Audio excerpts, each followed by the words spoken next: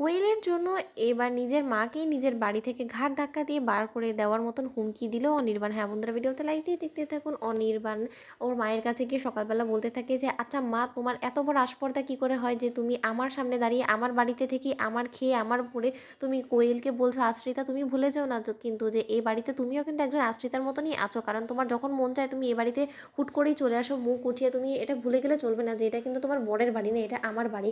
কারণ তোমাদের মধ্যে আমার থাকতে ভালো লাগতো না বিধেই কিন্তু আমি এখন একলা সংসারে এসে থাকতে বাধ্য হয়েছি। তাই আমার সংসারে কে থাকবে না থাকবে সেই কৈফিয়তটা নিশ্চয়ই আমি তোমাদেরকে দেবো না। তখন এই কথা বলা মাত্র অনির্বাণের মা বলতে থাকে যে ও এরই মধ্যে হয়তো বা কোয়েল তোমার ব্রেন ওয়াশ করে ফেলেছে, তাই তো কোয়েল নিশ্চয়ই এটাই বলেছে তোমার কাছে গিয়ে যে আমি ওকে বাড়ি ছেড়ে চলে যাওয়ার কথা বলেছি।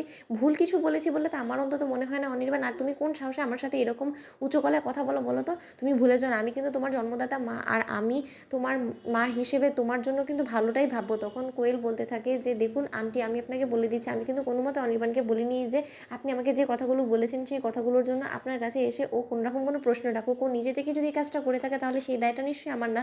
তখন অনির্বাণের মা বলতে থাকে যে দাঁড়াও, তুমি ভুলে যাও না আমি কিন্তু আমার ছেলের সাথে এই মুহূর্তে দাঁড়িয়ে কথা বলছি। তখন অনির্বাণ বলতে থাকে যে মা, তুমি ওর সাথে কথা না বলে তুমি বরঞ্চ আমার সাথে কথা বলে। একটা কথা আমি তোমার সাথে স্পষ্টভাবে জানিয়ে দিতে চাই মা, তুমি যদি মুখ বুঝে এই বাড়িতে না থাকতে পারো তাহলে আমাকে তুমি বাধ্য করো না যে তোমাকে আমি নিজে হাতে ঘাড় ধাক্কা দিয়ে বার করে দিতে বাধ্য হই। তখন এই কথা বলা মাত্র অনির্বাণের মা চটে গিয়ে অনির্বাণকে সপাটে চড় মেরে বলতে থাকে যে এই চড়টা না অনেক আগে যদি আমি তোমাকে ঠাস করে মারতাম না তোমার গালে, তাহলে হয়তো বা এই অন্যায় অবিচারগুলো রায়ের সাথে হতে দেখতে আমাকে সহ্য করতে হতো না। তুমি কি মনে করছো যে তোমাকে আমি নিজের পেটে ধরেছি বিধায় আমি তোমার কোনো অন্যায় অবিচারগুলি দেখতে পারি না? আমি সব কিছু দেখি কিন্তু তার সাথে মুখ বুঝে সব কিছু সহ্য করছি এই কারণে, কারণ আমি খুব ভালো করেই জানি যে রাই ঠিক সময় মতো তোমাকে এই বিপদের হাত থেকেও সববারের মতন রক্ষা করবে। কিন্তু এবার আর আমি কোনো মতে আমার ধৈর্যে রাখতে পারছি না, কারণ আমার ধৈর্যের সব লিমিট ক্রস করে গিয়েছো। তোমার এত বড় আস্পর্ধা হয় কি করে যে তুমি আমাকে বাড়ি ছেড়ে চলে যাওয়ার কথা বলছো, আর তাও আবার নাকি তুমি আমাকে ঘাড় ধাক্কা দিয়ে বার করে দিবে?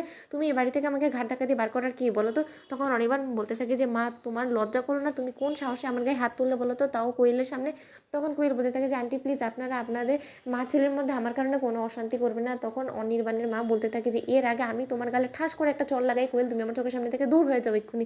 তোমার এত বড় আস্পর্ধা হয় কি করে যে তুমি আমার বিরুদ্ধে আমার ছেলের কান ভাঙানোর চেষ্টা করো বলো তো? তুমি কি মনে করছো তুমি আমার ছেলেকে উস্কে দিবার অমনি আমার ছেলে আমাকে এসে শাসিয়ে যাবে যে ও আমাকে এই বাড়ি থেকে বার করে দিবে? তুমি কি মনে করেছো সেই আগের দিন রয়ে গিয়েছে যে তুমি আমাকে এরকম করে দু চারটে কথা বলবে আর আমি তোমার কথা শুনে বিরক্ত হয়ে বাড়ি ছেড়ে চলে যাবো? সেরকমটা আর হবে না কোয়েল, কারণ এই একই সুযোগ আমি তোমাকে বারবার দেবো না।